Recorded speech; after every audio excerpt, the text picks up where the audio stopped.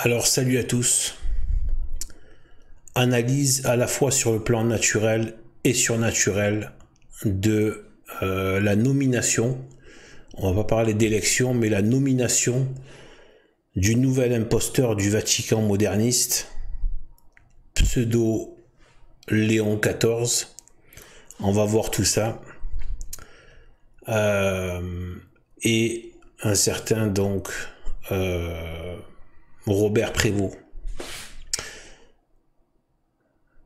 Alors, la première chose, c'est que ce pseudo-concile, ce pseudo-conclave s'est fait trop rapide. Ça a été un conclave éclair. À tous, voilà. Monseigneur, on n'avait pas le droit, et nous respectons ce secret, évidemment. Vous êtes frappé d'excommunication si vous le rompez, donc c'est quelque chose de très sérieux. Tout de même, une élection aussi rapide, est-ce que vous pouvez dire ou pas si son nom est venu dès le premier soir et que les choses se sont déroulées très rapidement par conséquent, parce que c'est un temps record tout de même par rapport au précédent. Ça veut dire que tout ça, c'était déjà dans les petits papiers. Vous aviez été un peu visionnaire. 4 tours d'élection et le voilà. La voilà, cette fumée blanche. Le voilà, ce nouveau pape. Pourquoi ce consensus finalement? Vous n'aviez pas de doute et il n'y en a pas eu pendant ce conclave? On peut. Alors je n'avais pas de doute et j'avais aucune raison de ne pas avoir de doute. Parce que je n'avais aucune information. C'était de l'ordre de l'intuition. Et cette rapidité nous a surpris nous-mêmes. Voilà. Il s'est passé quelque chose qui est passé par nous, mais qui nous a aussi très largement dépassé. Voilà. Hier, on aurait pu, si on avait été dans une logique humaine, être encore en conclave, être encore en train d'essayer de pousser des pions. Mais tout d'un coup, mystérieusement, le consensus s'est fait. Voilà, d'un vote sur l'autre, sans qu'il y ait eu de parole, sans qu'il y ait de possibilité de parole même, sans qu'il y ait eu de consigne de vote. Et ça nous a surpris. Tout à l'heure, j'ai dit nominé et non pas élu. Nominé parce que, et je le reprendrai dans cette vidéo, il faut bien comprendre que c'est le même stratagème républicain qui est appliqué en interne à l'institution catholique historique pour la pervertir et la faire parler comme un dragon. Lui laisser 2 cornes comme un agneau pour l'apparence catholique, mais lui la faire parler comme un agneau. Comme un dragon. Par contre, tôt ou tard, petit à petit, leur but, c'est de complètement rendre complètement dégénéré et complètement perverti et travesti l'institution catholique, ou ce qu'il en restera, parce que ça va devenir une espèce de bordel œcuménique, comme ça l'est déjà maintenant, vide de tout sens, vide de tout sacré, qui n'a l'air que d'être une espèce de ZAD de gauchistes, hippies, etc., avec des francs-maçons qui dirigent toute cette populace dégénérée spirituellement. Bien sûr, avec leur maître, le Bnei Brit, bien sûr. Et bien, en fait, voilà. Donc, du coup, c'est ce même système qu'ils veulent mettre en place. C'est pour ça que vous entendez parler de conservateurs, progressistes. Il n'y a pas de conservateurs et progressistes. Il n'y a pas de tout ça dans l'église. On veut un pape catholique et un saint pape. Rien à cirer de vos conneries de je sais pas quoi, de gauche, droite, etc. Eux, ils veulent introduire ce système de pensée à l'intérieur parce qu'ils veulent faire le même système qu'ils ont fait à la France, inoculer ce système républicain qui va détruire l'église comme ils ont, avec ce système républicain, détruit la France. Avec ce système gauche-droite, ils vont inventer ces pseudo-clivages, etc. et tout, avec une fausse démocratie et une fausse, en fait, une espèce de parade, mais derrière, tout se joue dans des loges. C'est pour ça que j'ai dit, il n'a pas été élu, mais nominé. Parce qu'il a été nommé. Avant, c'est exactement comme cette république. Les réseaux secrets décident qui va prendre les commandes, quel est leur clampin, leur larbin, leur fusible qui va prendre les commandes. Exemple, Exemple, voilà, les mondialistes ont dit que maintenant c'était Sarkozy. Ensuite, voilà, hop, ils ont dit que c'était Macron.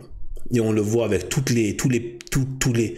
ceux qui gravitent autour, les Attali, etc., qui décident qui va apparaître. Et ensuite, après, ils organisent le sketch démocratique, pseudo-démocratique, où tu as toute la chienlit populaire qui se met à la fois à se trémousser, à se vautrer dans cette fange démocratique, républicaine, électorale, minable, voilà, en donnant tous ces espoirs qui seront tous évidemment cocus. Eh bien, en fait, c'est pareil par rapport au Vatican. Ils font exactement le même système. La personne est déjà nommée auparavant, elle a déjà été choisie. Ensuite, ils font le sketch démocratique, pour faire croire qu'il y a une élection. En fait, c'est juste ça. Voilà. C'est ce même système-là.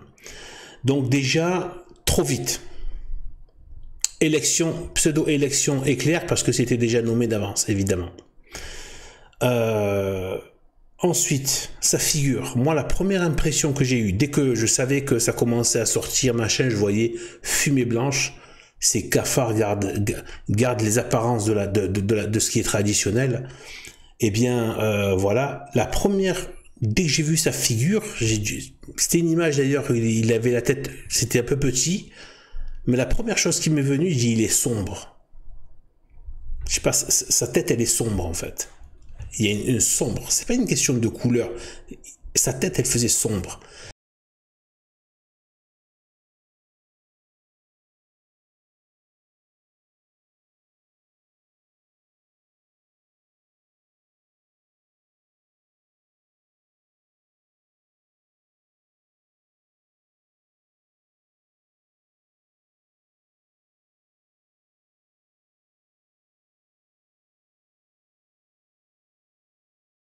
Et ensuite, quand j'ai regardé un peu plus son visage, j'aime pas sa gueule.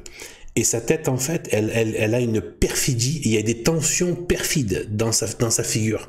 Malheureusement, c'est un gars très intelligent, mais c'est l'intelligence du mal.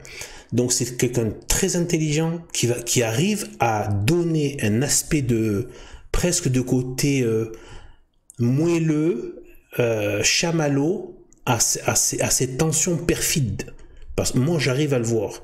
J'arrive à déceler comment dire, des jets comme ça de l'âme qui sort. La vraie âme, sa figure et sa gueule, et son être qui ressort. Lui, en fait, il a des tensions perfides, des tensions de perfidie dans sa tronche. Et donc, en fait, voilà. Et donc, je pense mais par contre, il a en même temps, c'est ça qui est assez hallucinant, en même temps, il a la capacité à le camoufler et à donner le change. Presque, on a presque l'impression que c'est moelleux, que c'est doucereux. C'est très perfide. Donc, on n'a pas affaire à la grossièreté de Bergoglio, qui devait avoir un QI pas très loin de 80 maximum. Voilà, mais ça n'empêche pas d'avoir la malice et la perversion. Tu peux être très malin et pervers, mais avec un QI de 70. Et donc voilà. Donc en fait, d'ailleurs, on voit ça même chez des racailles, par exemple. Les racailles, ils ont un QI de trucs, mais en même temps, ils sont très malicieux dans le mal. Vous voyez, ça n'empêche pas l'intelligence. La vraie intelligence, voilà, c'est autre chose. Après, dans l'intelligence, la vraie intelligence, c'est l'intelligence du bien. C'est de tendre vers le bien, de chercher à connaître le vrai, le beau, le bien et le juste.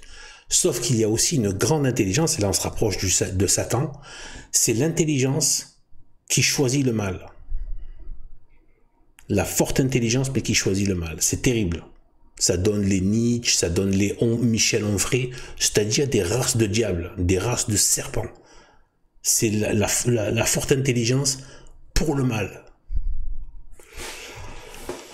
Et donc forcément, ça tourne à la bêtise, parce que l'intelligence, elle est censée découvrir, elle a été faite pour découvrir le bien, le beau, le juste, le vrai, c'est-à-dire Dieu, et dans sa perfection absolue et pour l'éternité. Voilà ce à quoi on aspire. Donc cette perversion-là du sens et de la finalité de l'intelligence, voilà, ça devient très, très satanique. Ensuite, Le nom Léon XIII, on va en parler. Vous savez, dans les analyses sur l'occultisme, les noms sont extrêmement importants. Ça a toujours été. Il n'y a que dans cette société de débiles mentaux matérialistes qui croient qu'il n'y a rien de surnaturel. Les noms sont extrêmement importants et ont une véritable action opératoire, même si on n'en saisit pas de façon sensible l'action. C'est une action opératoire. C'est pas pour rien que les noms sont donnés. Dieu change les noms, nomme les personnes selon ce qu'ils sont, etc., etc. Saint, saint, saint et son nom. Vous voyez le nom. Le nom est extrêmement important et c'est utilisé aussi de manière diabolique, le nom. C'est pour ça qu'il y a le nom des démons aussi. Quand Jésus demande quel est ton nom, bien sûr il le savait. Et lui a dit mon nom est Légion. C'est le nom quand il donne la mission quand il donne la promesse à Abraham, quelque part aussi la mission parce qu'il va devoir faire ce que Dieu lui demande. Eh bien, il lui change son nom. Avram, ça devient Abraham.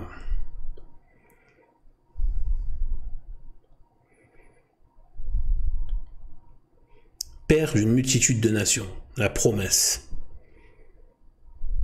Donc aussi d'une descendance forcément qui est spirituelle. Parce qu'il ne va pas être le père de toutes les nations physiquement. Donc en fait,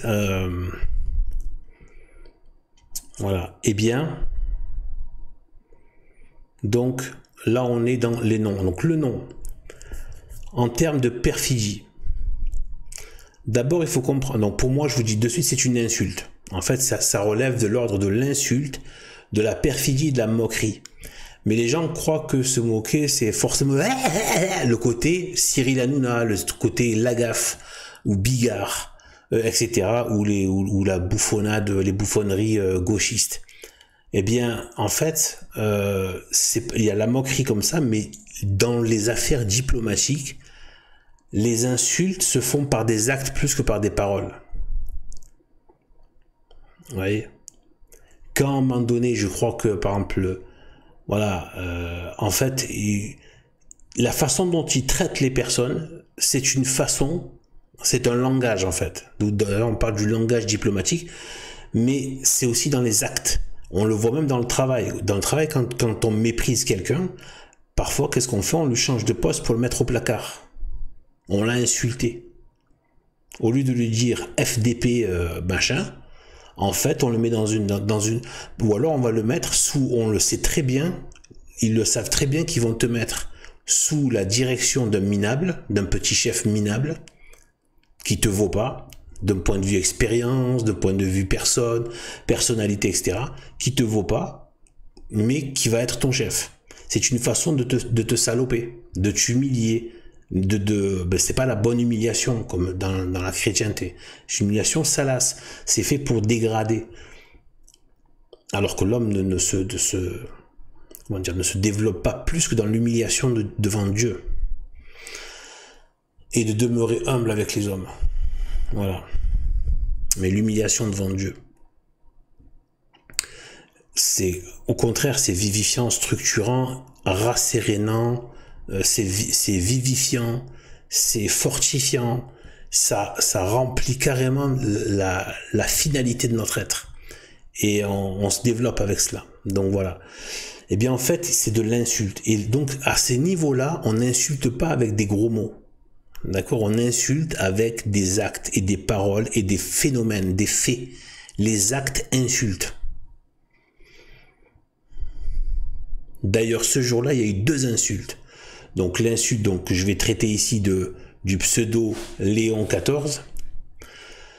Et le même jour, un 8 mai, Macron a insulté les morts du Bataclan en invitant un terroriste qui avait été chef de ces groupes et qui en plus les a soutenus publiquement.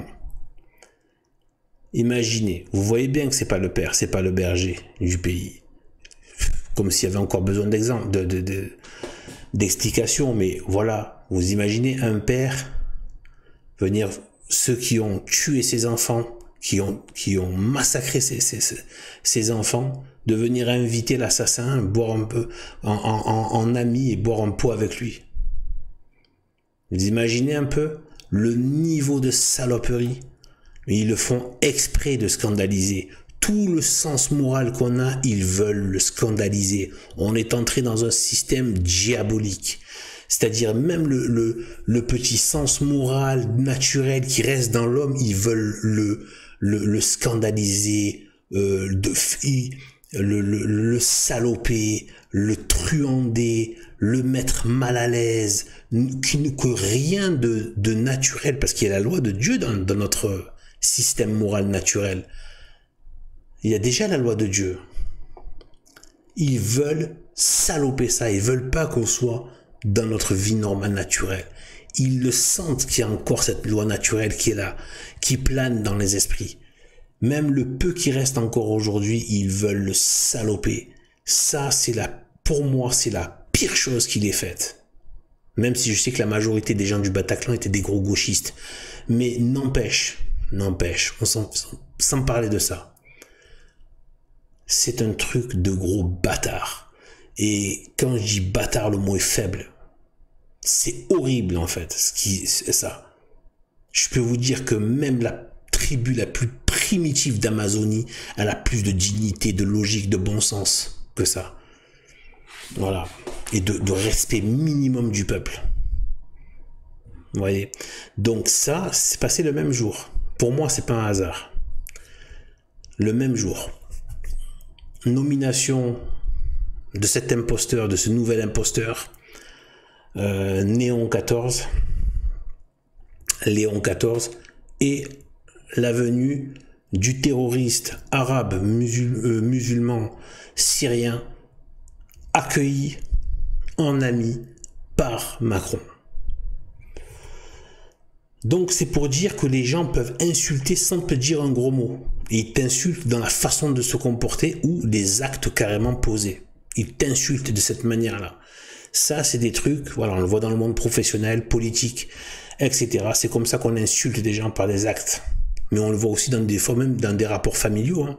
Ça existe aussi dans des actes. On méprise par des actes des gens sans leur dire grosse. Voilà, non, ils vont lui mettre dans une situation de grosse pour leur dire je te considère comme ça. Voilà, en fait, c'est ça le truc. Donc voilà. Ou autre chose. Voilà. Et bien en fait, donc déjà ça. Ensuite, le nom de Léon, quel est l'intérêt? À mon avis, qu'est-ce qu'ils ont fait? Hypothèse, supposition que j'estime avoir une certaine valeur. Dans le sens où elle peut... sinon, comme je dis toujours, je la dirai pas. Donc je pense qu'elle a quelque chose. Voilà. Il y a toujours une marge d'erreur. C'est possible, bien évidemment, mais il y a quelque chose. Donc Léon, par rapport au côté, la saloperie, le vice des réseaux occultes qui font ça, qui mettent en place ces gens qui salopent l'institution catholique. Pourquoi Léon XIII? Alors déjà, donc c'est par rapport, je viens de le dire, donc Léon XIII, donc c'est par rapport à la suite, donc dans le nom de Léon XIII. La référence est évidente.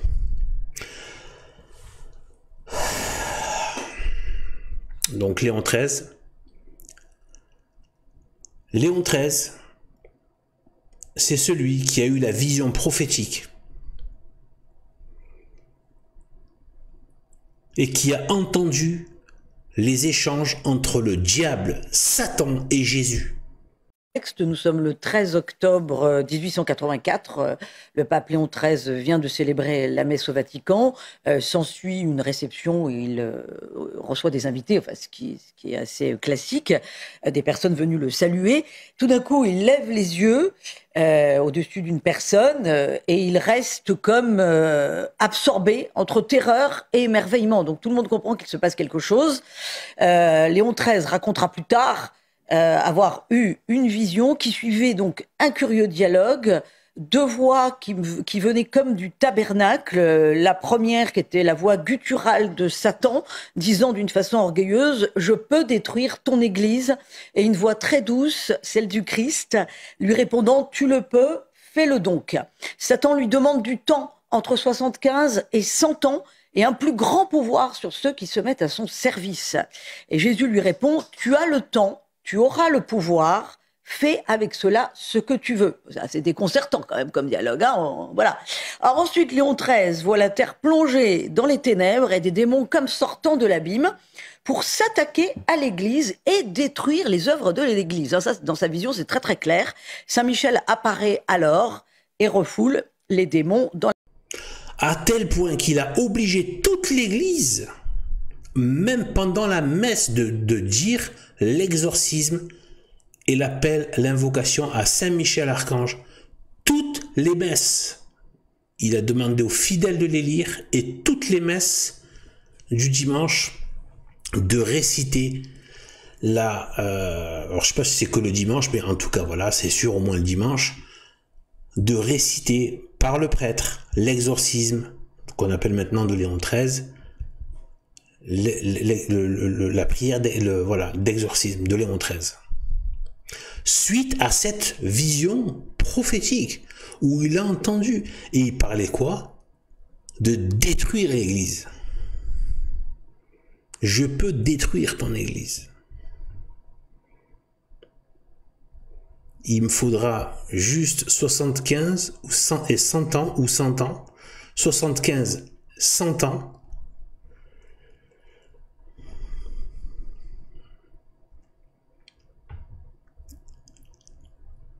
et que les gens qui sont à son service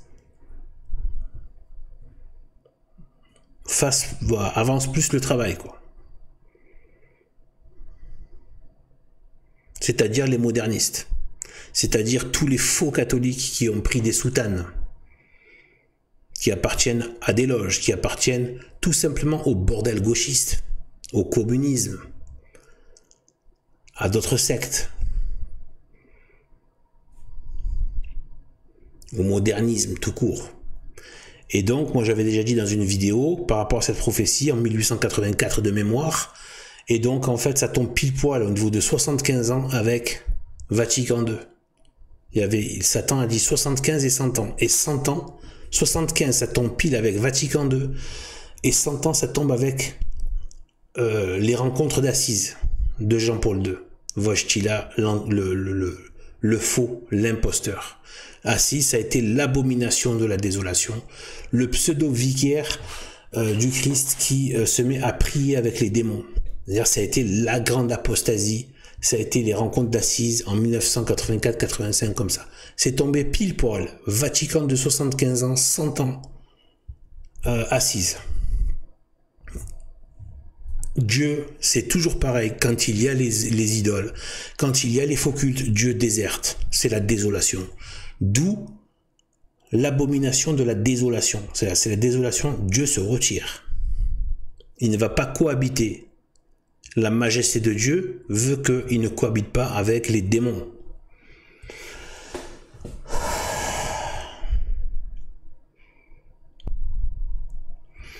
Eh bien,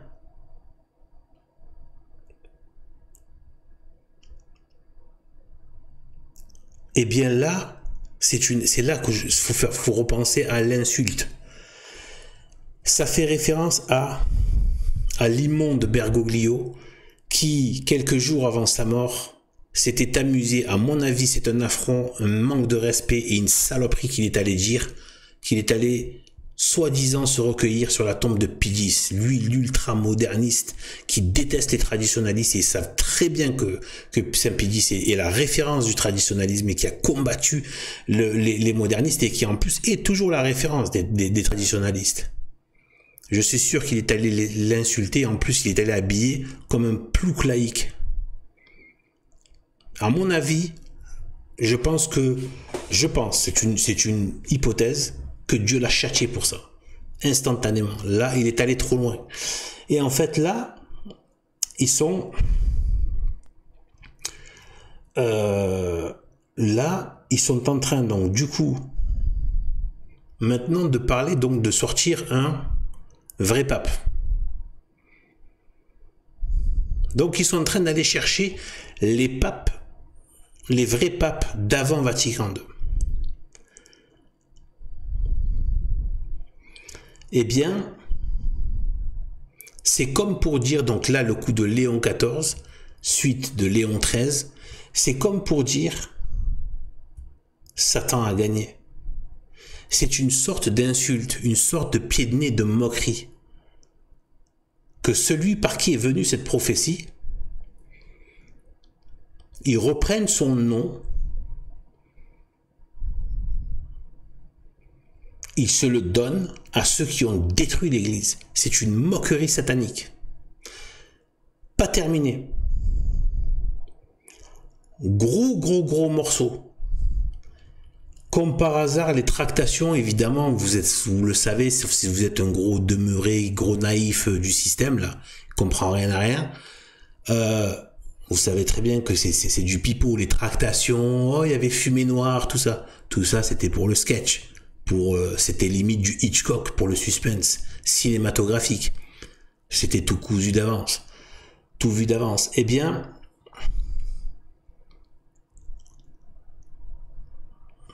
ayez ce réflexe de regarder les dates. Le 8 mai, la fête de Saint-Michel-Archange. Apparition en plus de Saint-Michel-Archange en Italie. Et c'est la fête de Saint-Michel-Archange.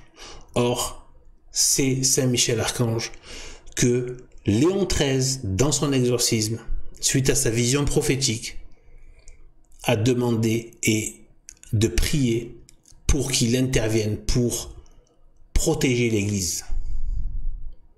Donc on a Léon XIII qui a écrit la prière d'exorcisme, qui invoque Saint-Michel-Archange. Et là, ils prennent le nom de Léon XIII et ils le font élire un jour de Saint-Michel. C'est de l'insulte. Ça s'appelle de la moquerie démoniaque. C'est un affront contre Dieu.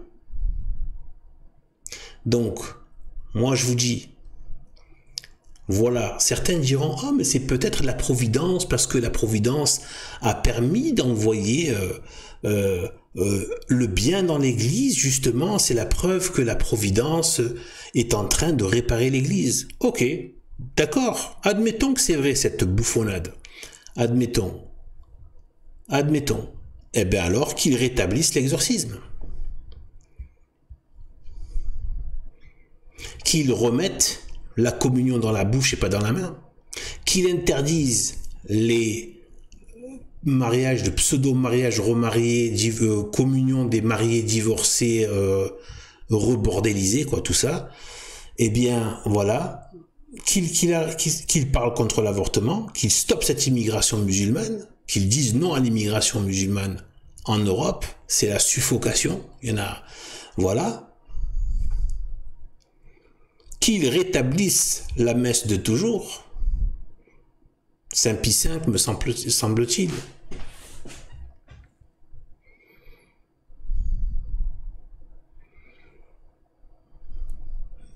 C'est à ses œuvres qu'on le reconnaîtrait. Mais on le sait très bien qu'il fera pas ça. Parce que quand on va voir le pédigré et qu'on connaît tout ça, on sait que moi je sais que c'est une moquerie, c'est pas un bon coup de la providence qui va dans le sens. Non, ça va dans le sens de la destruction. Et de la moquerie et effectivement, quand il a dit 75 et 100 ans, donc elle a été bien, le moment où il y a eu la cassure finale, ça a été avec Assise. Le reste, c'est les vermisseaux qui bouffent le cadavre. Voilà, c'est tout. Jusqu'à ce qu'il reste plus rien.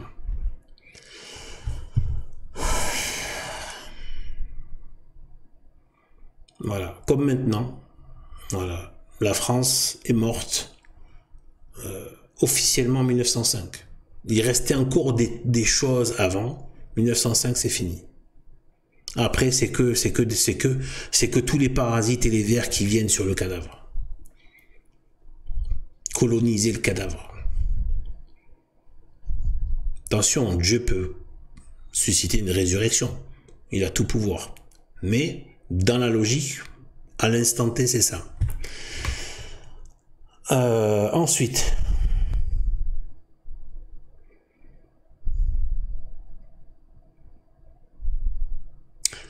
aussi, quel avantage ils ont trouvé dans ce nom de Léon XIII? À mon avis, c'est pas que pour ça. Il y a aussi le fait que dans Léon, il y a Lion. Et d'ailleurs, maintenant, tout le monde fait référence au lion de la tribu de Juda. Sauf que le lion de Juda, qui est le rejeton de David, qu'on appelle le rejeton, donc la descendance, le fils de David. Ceux qui sont à la manœuvre, talmudistes et francs-maçons, et autres cinglés, je ne sais pas qu'est-ce qu'il peut y avoir encore comme autre malade, pervers dans tout ça. Eh bien,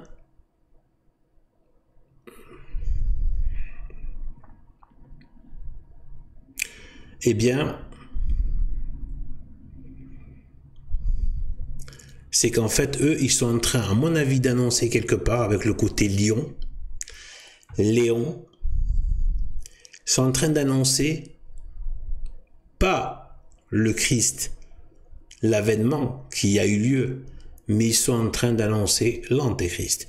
Ils sont en train d'annoncer le Machia des talmudistes, le Messie, le faux Messie des talmudistes. Parce que eux, ils pensent que c'est ça, le rejeton de David, le lion de la tribu de Juda. Donc c'est comme si c'était une annonce quasiment de la préparation de l'antéchrist qui est imminente. Ou pas loin. À combien, je ne sais pas. Aussi, Léon, ça fait Noël à l'envers, donc naissance, nativité. Est-ce qu'ils ne sont pas en train d'annoncer la naissance du Messie, de l'antéchrist, qu'il prépare par voie de sorcellerie?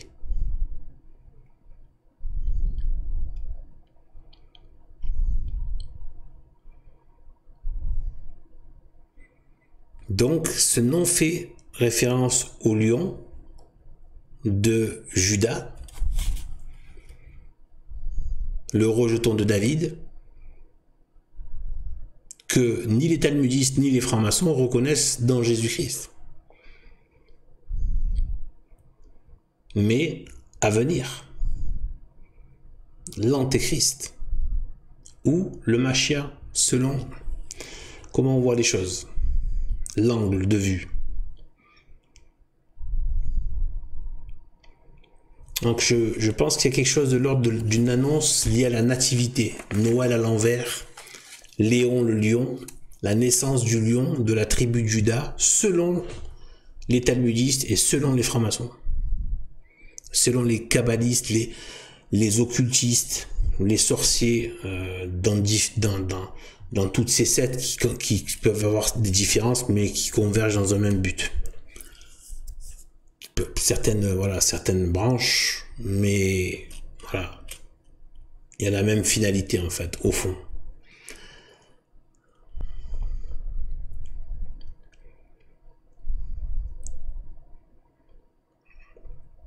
Alors, en fait, une des pires stratagèmes et qu'on retrouve dans son discours maudit, le petit discours maudit qu'il a fait, donc, Léon XIV, il n'a pas arrêté de ressortir. Mais je vous dis, c'est beaucoup plus subtil et intelligent. On a l'impression que c'est traditionnel, que ça... Et en fait, non. En fait, il confirme toute la merde Vatican II. C'est ça la réalité. Et donc, ce qu'ils font, c'est qu'ils rendent tout humain, terrestre et du monde. Ils rendent tout. C'est-à-dire qu'en fait, ils prennent la foi catholique et ils la détournent en pervertissant le sens, la direction des choses. Là, c'est très démoniaque, en fait. Paul VI, Jean-Paul II, tous des faux papes. François, et maintenant lui, en fait, ce qu'ils ont fait c'est que, en fait, c'est comme si Paul VI,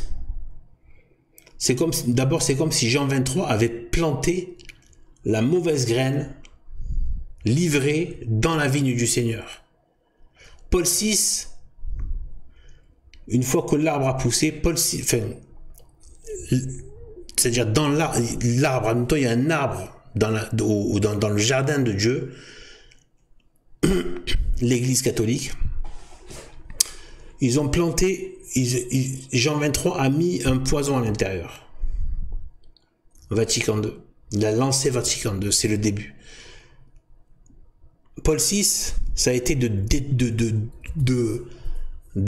continuer à injecter ce poison dans les racines, c'est-à-dire les rites, les bases de la foi, la destruction de la légalité, tout ce qui était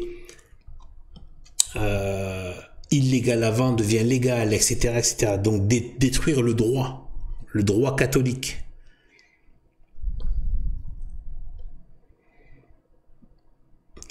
Et évidemment les rites comme la messe, etc. C'est le plus gravissime, d'accord. Donc ça c'est les racines, sur quoi, voilà, là où il y a vraiment ce qui va faire nourrir, d'accord, où l'arbre va puiser ses forces justement dans la messe, les sacrements, etc. Même le baptême, ils l'ont perverti. Donc tout là où on va tirer la sève vivificatrice de la vie de l'âme. Il a pourri et il a inoculé le poison qu'a posé Jean 23 dans les racines. Ensuite, il y a eu Jean-Paul II. Ça a été de s'assurer que le poison remonte bien jusqu'au tronc. Des fois qu'il y a encore des endroits qui font des résistances. Et ensuite, Bergoglio, ça a été de pourrir les branches. De pourrir les branches au maximum. De continuer à diffuser dans les branches, c'est-à-dire même les apparences sont tombées. C'est-à-dire que Jean-Paul II, il essayait, avec beaucoup de saloperies, mais il y avait le tronc. Il gardait un semblant de tronc. Là, les branches, en fait, c'est qu'en fait, Bergoglio, il a même, il est allé, même ce qui est extérieur et apparent, il a complètement tout perverti. Même ce qui est visible directement. Même le dernier Clampin dit, il y a quand même un problème maintenant. Tu vois, c'est visible, quoi. Il y a un problème. Tu vois des bordels LGBT dans des églises, quoi. Je veux dire, tu te dis, il y a un petit problème quand même, tu vois. Donc, voilà. Et lui, il va devoir, lui là, Léon et tous ceux qui viendront, ça va continuer à s'assurer de distribuer les fruits de mort. Parce que cet arbre est devenu un arbre de mort, comme le figuier que Jésus-Christ a maudit, parce qu'il ne portait plus de fruits. Il ne portait plus de vertu. Il l'a maudit, il l'a desséché. C'est devenu un arbre mort. Et un arbre mort, mais qui ne disparaît pas, et dont le principe est la mort, il va produire des fruits de mort. Et donc là, le taf de Léon XIV, c'est de Robert Prévost, c'est de distribuer, de faire pousser et de répandre des fruits de mort au maximum. Ça c'est déjà fait. Ça c'est déjà fait. C'est pas tout compartimenté comme ça, mais ça a déjà commencé. Mais là, ça va être vraiment, voilà. Bergoglio l'a déjà fait, mais voilà, lui, il va vraiment être dans une séduction de dire mangez. Mangez. Bergoglio n'était pas si séducteur que ça. Il n'était pas malin, il n'était pas fin, il n'était pas. Lui, ça va être c'est bien. Mangez les fruits de mort. Gardez l'apparence du fruit, à l'intérieur le poison.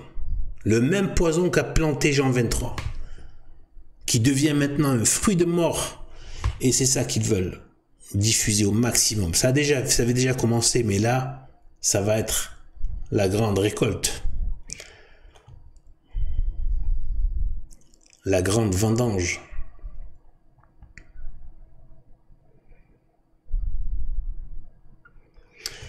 Quand je disais qu'ils détruisent de tout détourner en voie humaine, de façon humaine et terrestre, et du monde.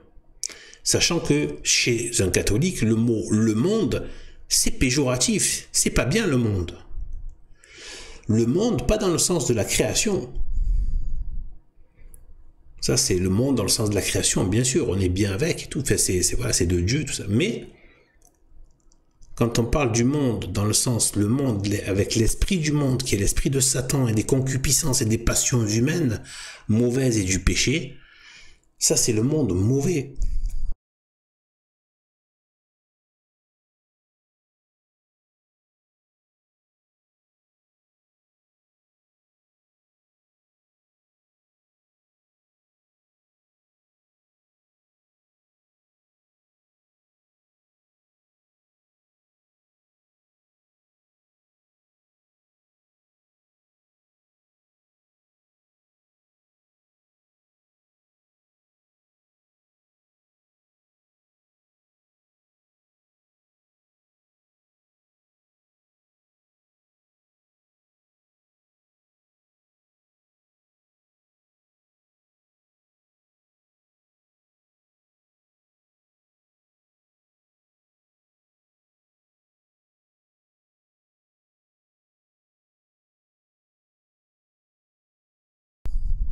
Le monde qui ne reconnaît pas le vrai Dieu. Tout ce qui est du monde et qui ne reconnaît pas le vrai Dieu. Jésus-Christ, notre Seigneur, Verbe de Dieu incarné, parfaitement uni à la très sainte Trinité, Père et Saint-Esprit, et lui-même, le Verbe.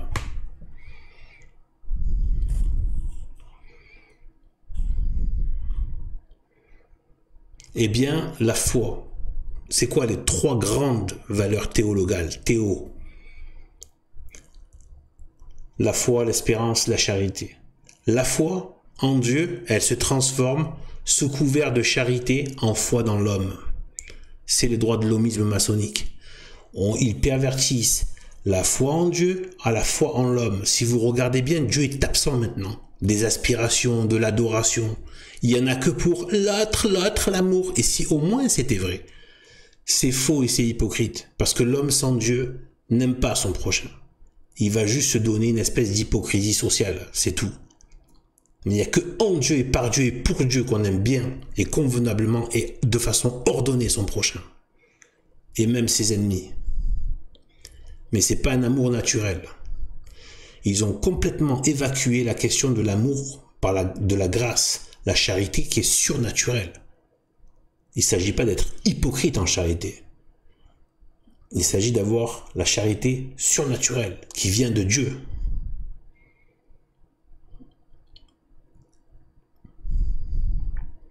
Et qui retourne à Dieu. Pour l'amour de Dieu. La phrase c'est « Tu aimeras ton Seigneur ton Dieu de toute ton âme, de tout ton esprit, de toutes tes forces. Et ton prochain comme toi-même. » Ton prochain, alors pas forcément ton lointain, ton prochain comme toi-même. Pour l'amour de Dieu.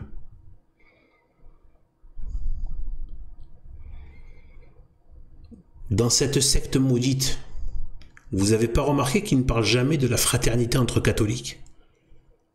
De la charité entre catholiques? Ah, il déteste. Pas de charité entre catholiques. Il n'y en a que pour l'œcuménisme et les pires ennemis de l'Église. Vous comprenez le degré de perversion?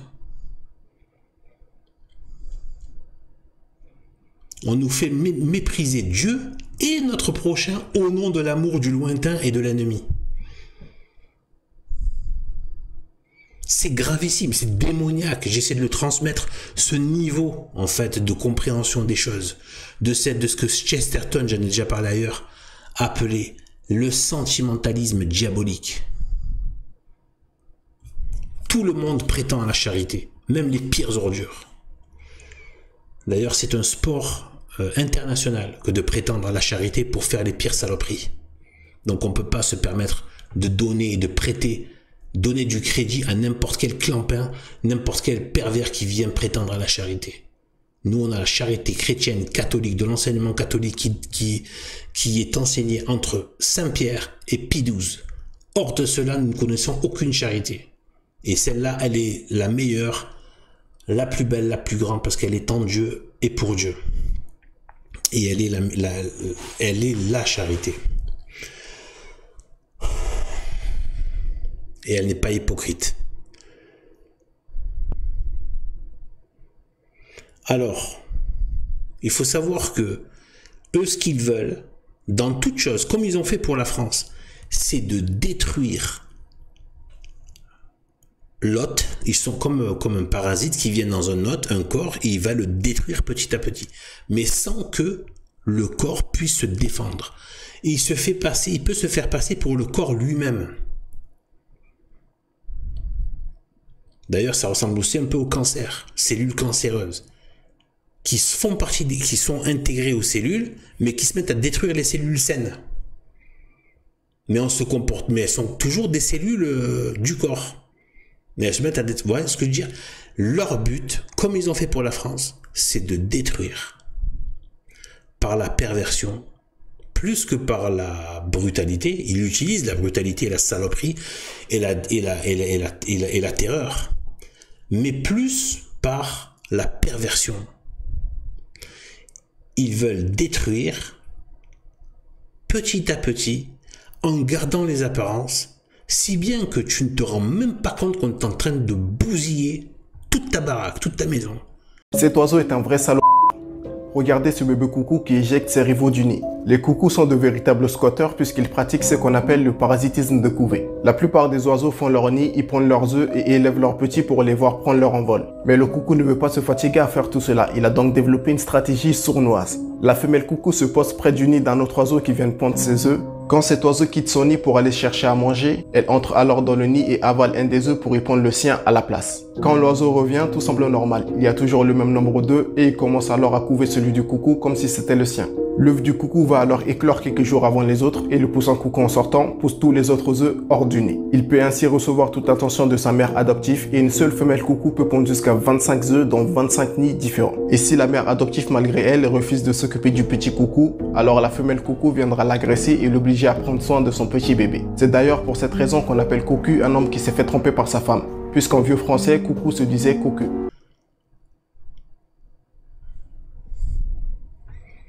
Ça se dégrade, petit à petit.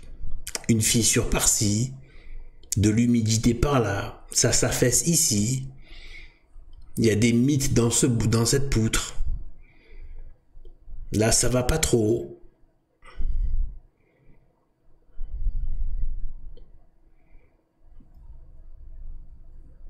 Mais ça reste encore une apparence de maison.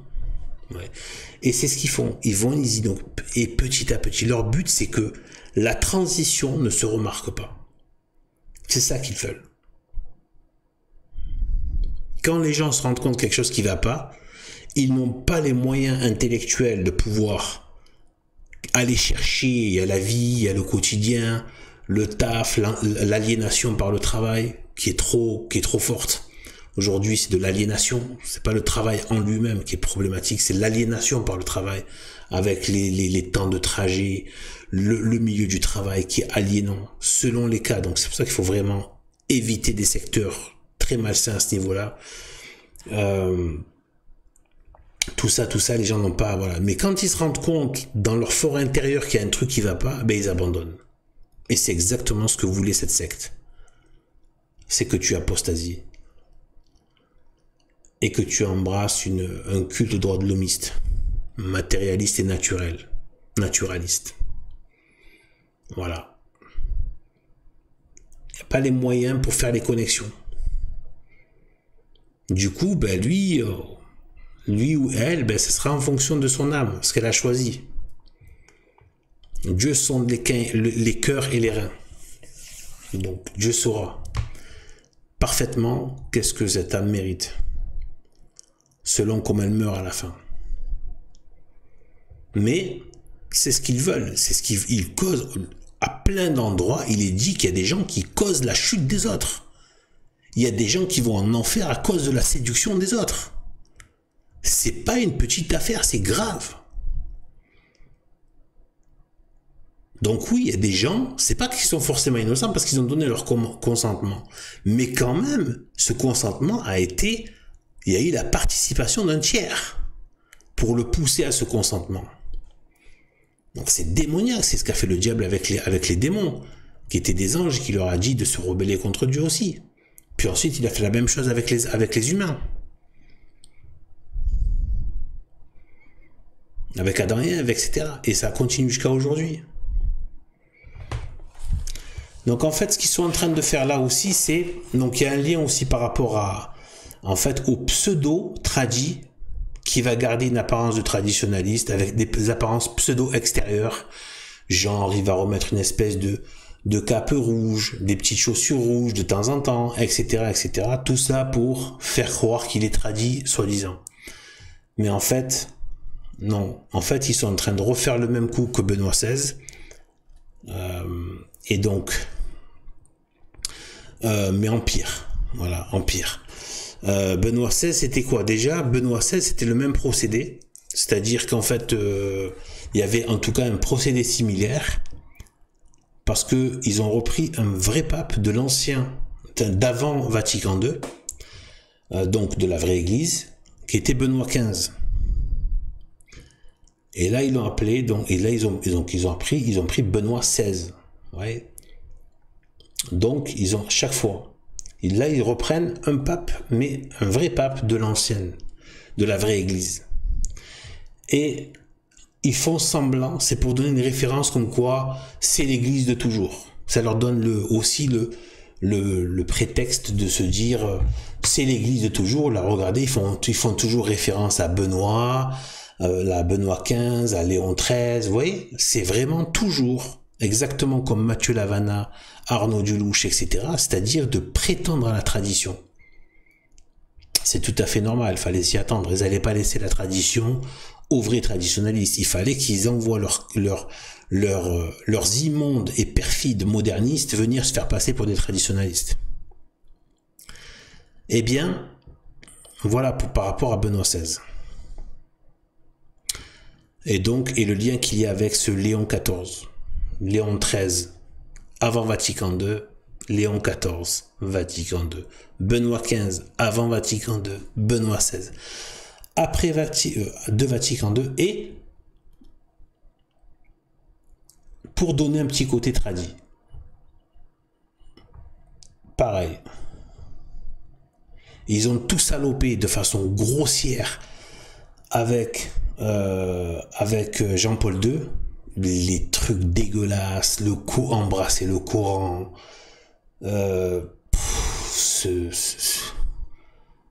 c'est le bordel, quoi. Voilà, le bordel, une honte. Et après, ils ont envoyé un petit coup de Benoît XVI pour faire semblant que la tradition est toujours là, pour endormir le monde.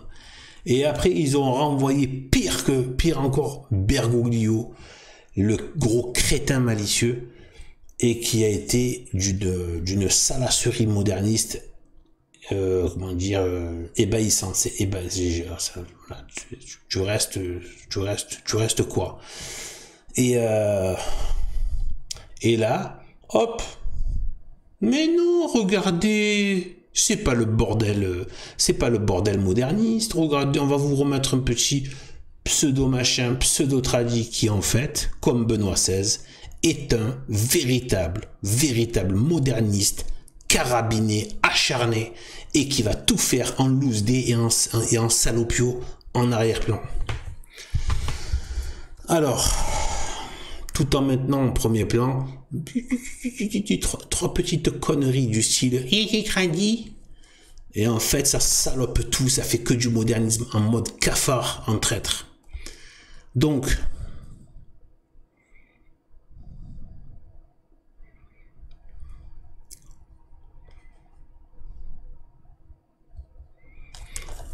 alors en fait, quels sont les signes rouges? Il a rendu hommage au règne maudit de Bergoglio. C'est un fait, il a rendu hommage. On sait aussi que c'était un proche de Bergoglio. C'était pas quelqu'un de lointain, c'est un proche.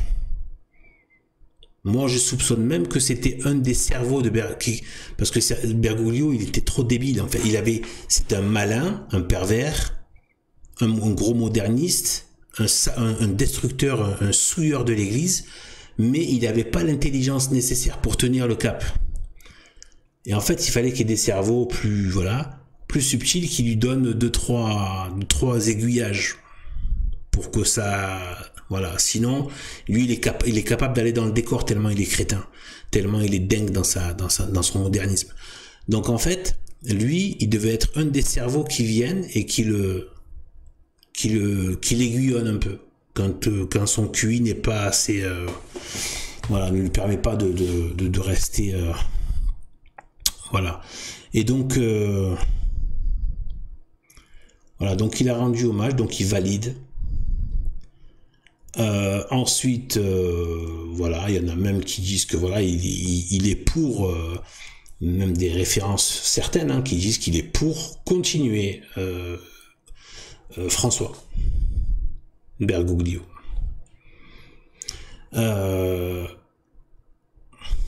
Il a employé, et ça, c'est une des choses les plus importantes à capter. Regardez le vocabulaire qui est employé par les gens.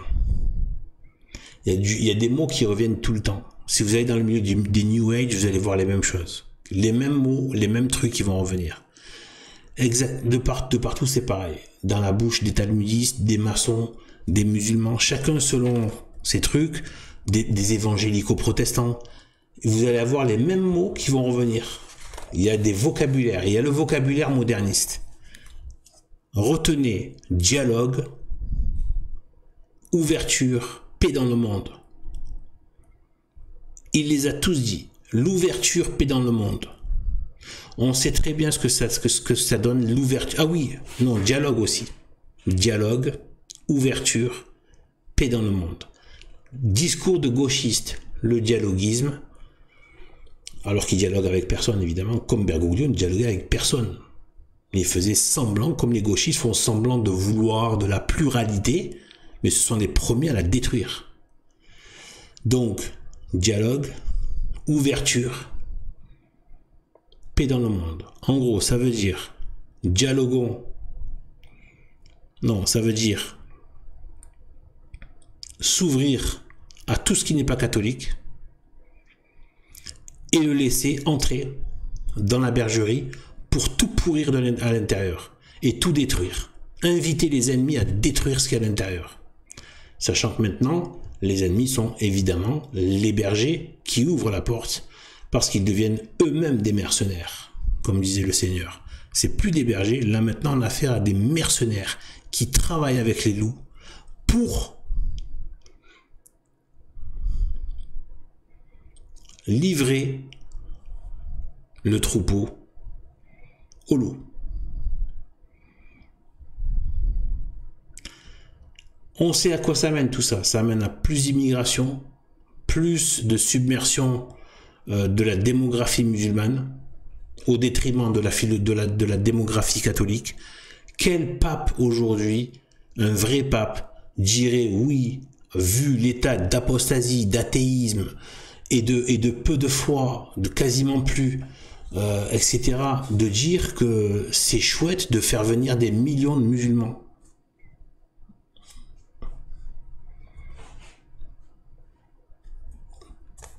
Alors qu'en plus, encore récemment, là, il y a un prêtre qui s'est fait, un prêtre, même si c'est Vatican II, mais qui s'est fait lapider. Il y en avait un qui s'était fait égorger, il y a eu les attentats de Nice et tant d'autres choses. Eh bien, lui, c'est un immigrationniste. Donc, c'est à leurs œuvres qu'on les reconnaît. Donc, tout ce qui va être dialogue, ouverture, paix dans le monde, ça veut dire devenir les tapins du monde, unir leur église, enfin ce n'est pas l'église, mais prostituer l'institution au monde, chose que Jésus-Christ a été fermé catégorique là-dessus.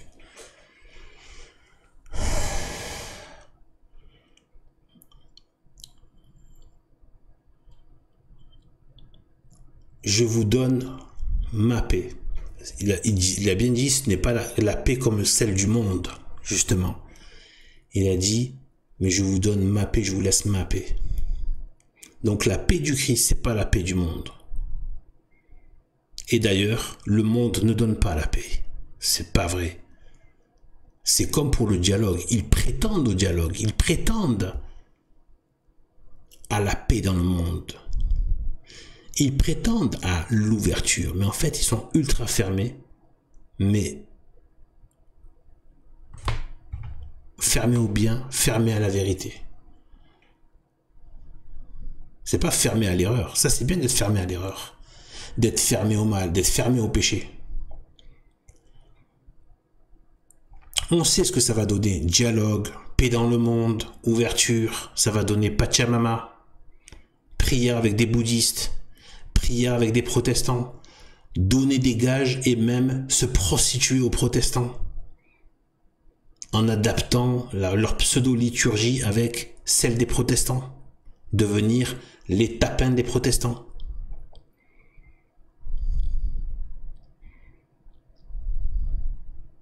L'œcuménisme, c'est ça, le dialogue, l'ouverture, la paix dans le monde, c'est l'œcuménisme, donc l'abomination, donc le mélange de ce qui reste de la sainteté catholique, ne serait-ce que dans les esprits, avec les perversions du monde. C'est ça le dialogue. C'est tous les ennemis de l'Église se prostituer, coucher avec dans des espèces d'unions infectes et infâmes. De vermine immonde des enfers.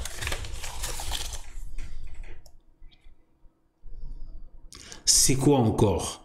Ça va être encore de laisser la liberté aux faux évêques, faux prêtres de Vatican II, de profaner les églises en introduisant des cérémonies scandaleuses avec tout type d'ennemis de l'église, gauchistes, etc., autres cultes, etc., comme on l'a vu récemment avec des expositions de femmes à foulard à l'église de Saint-Denis. Valorisation de l'islam à côté des reines catholiques de France. C'est ça, l'ouverture, le dialogue, la paix dans le monde. C'est devenir la putain du monde. Et valoriser de devenir le tapin du monde. Dire que c'est ça être catholique. Être le tapin du monde. Nous sommes prostitués et nous voulons vous amener à la prostitution, vous mettre au tapin comme nous. Évidemment, dans son discours maudit, pas un mot sur l'enfer. Pas un mot sur le péché, pas un mot sur le ciel. Et comme je vous disais tout à l'heure, très très intelligent et perfide, il a dit la patrie que le Père a préparée. Il n'a pas dit la patrie céleste. Vous voyez, la patrie c'est terrestre. Les patries terrestres.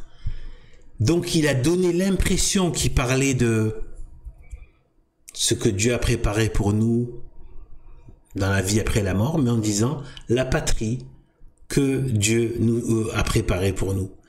La patrie tout court. Il n'a pas parlé de ciel, pas parlé d'enfer, pas parlé de la pratique des vertus. Ça n'existe plus. La pratique des vertus, la chasteté, la pratique des vertus, la confession, d'être assidu à la messe.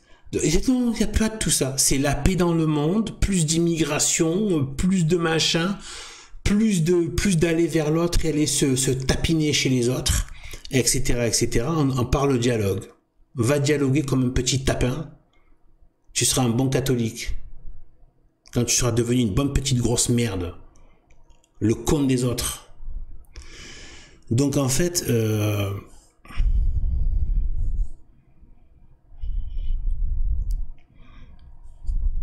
Ah oui, pas un mot sur la charité entre catholiques. La charité entre catholiques, il n'en a pas parlé. Pas un mot. Ça, c'est typique des modernistes.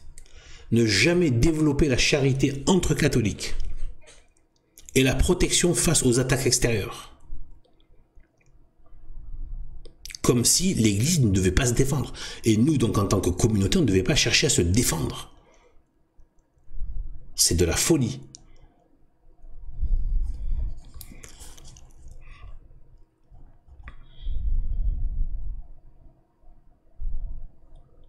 rien sur la pratique de la religion,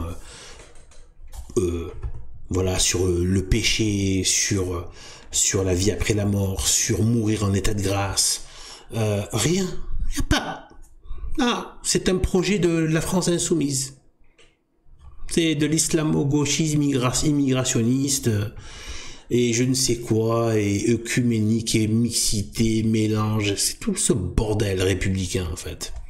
Voilà, c'est tout. Il n'y a pas. Il est où? Pourquoi un soi-disant, enfin un pape ne parle pas de péché, de pratiquer les vertus, l'assiduité, voilà. Quand il a parlé très pervers, de missionnaire, mais en fait c'est missionnaire de la paix dans le monde, c'est pas missionnaire de la foi catholique, c'est pas d'aller proposer la conversion, non, c'est de proposer d'aller répandre le message de la paix dans le monde. C'est peace and love, c'est les hippies, c'est pareil, c'est les droits de l'homme, c'est les maçons.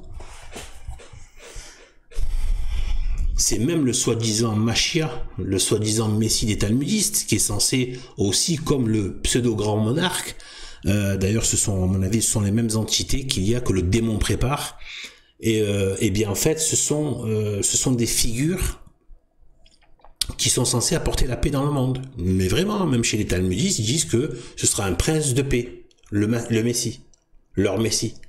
Il apportera la paix sur la terre avec évidemment sous le commandement évidemment des Talmudistes. Mais c'est quand même le truc de la paix universelle et tout. Voilà, il sera prince de paix. Voilà. Même le Messie des Talmudistes. La paix dans le monde. On parle pas là. Pourquoi ils disent pas la paix du Christ? Pourquoi ils parlent pas du ciel alors que c'est tout l'enjeu? C'est tout l'enjeu de la vie catholique. Pas un mot sur le ciel, pas un mot sur la vie après la mort, pas un mot sur l'espérance du ciel, pas un mot sur le danger de tomber en enfer, rien. Pas un mot sur l'assiduité aux pratiques, des commandements, mais aussi du développer des vertus, rien. C'est un programme républicano-gauchiste avec avec de la feinte et de l'arnaque pseudo-tradie dans laquelle malheureusement beaucoup de gens tombent comme des pigeons. Que va-t-il dire sur l'avortement? Que va-t-il dire sur Homo supplicans? Que va-t-il dire sur la communion dans la main? Qui est venu en 1969, donc Vatican II, qui a fait ce sacrilège officialisé, contredisant des siècles, 2000 ans d'église.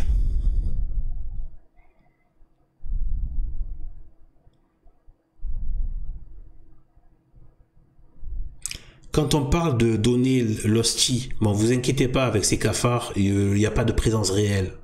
Tout le monde peut se rassurer, Dieu n'est pas dans leurs hosties, c'est juste une espèce de biscotte avec une goutte de vin. C'est tout, il n'y a rien dedans. Voilà, c'est une biscotte de chez Lidl avec une goutte de vin pas cher, quoi. C'est comme ça. Impossible que Dieu soit dans ces soi-disant hosties, dans ces bouts de biscottes. Non. Dieu, il faut qu'il y ait le vrai rite avec des vrais prêtres. Et que le prêtre soit pur.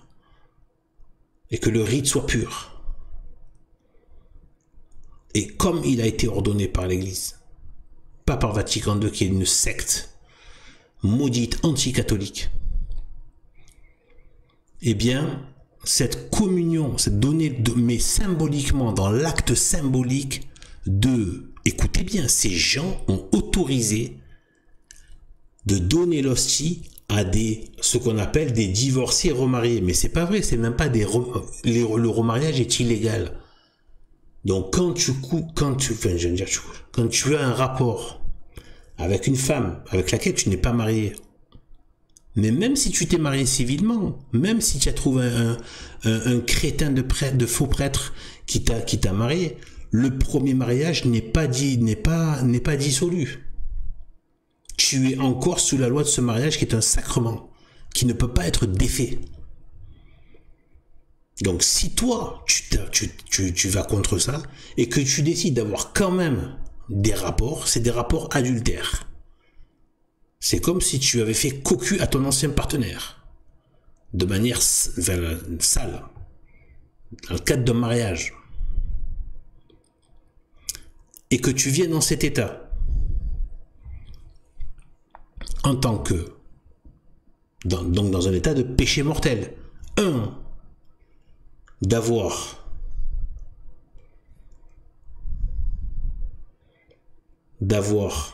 rejeté sciemment, avec ta volonté, tout ça, le mariage qui avait été scellé par Dieu. Et en plus, tu t'adonnes à la fornication par derrière. Sans parler de tous les autres péchés. Parce que si tu as fait ça, c'est que tu dois en cumuler d'autres aussi. Péchés mortels. Mais parlons que de cela. Des péchés mortels et gravissimes. C'est un des 10 commandements.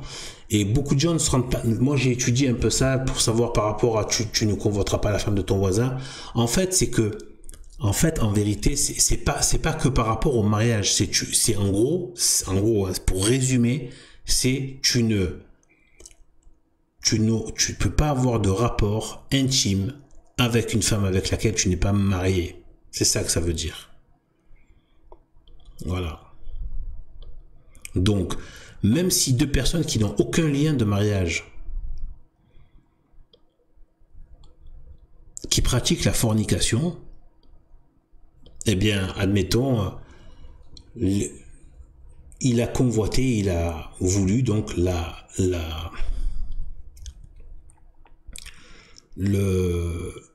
femme ou l'homme de son voisin, sa voisine, hors mariage. Voilà, c'est tout. C'est hors mariage. Donc c'est vraiment ce qui va faire le bien et le mal, c'est le mariage. Qui va faire la répartition. Donc tout acte, soit il est adultère, soit c'est de la fornication. Dans les deux cas, c'est un péché mortel. Surtout que ces gens-là sont endurcis, puisque ils reviennent et en plus, ils osent se présenter devant l'hostie. Et ils veulent l'apprendre. Et donc, Vatican II va directement contre la parole de Dieu par la bouche de Saint Paul quand il a dit ceux qui viennent dans cet état de péché mortel, qu'en prenant l'hostie, ils consomment leur propre condamnation. Qu'il fallait pas venir en état de péché mortel. Or là, ce sont des péchés mortels avérés. Donc, il valide la communion en état de péché mortel. Vous vous rendez compte? Donc, est-ce qu'il va aller contre ça? Voilà un peu ce que je pouvais dire. Et donc, ils sont en train de faire pareil, c'est-à-dire la République. Le système républicain à l'intérieur. Ça, je pense que je le développerai dans toute une vidéo spécifique là-dessus, sur ce système-là en interne. Même si j'en ai déjà dit assez là, mais je pense que je peux développer 2-3 choses de plus. Donc sur ce, je vois que ça fait 1 heure à peu près. Voilà, et bien que Dieu nous bénisse, gloire et honneur à Dieu, la sainte, dans sa sainte Trinité, et à la très sainte Vierge Marie, Reine du ciel et de la terre. Prions-la, parce qu'elle est Reine de miséricorde et qu'elle veut la conversion des pécheurs. Et qu'on l'a tous été, donc pas moyen de faire les malins. Donc voilà, sur ce, que Dieu nous bénisse, salut.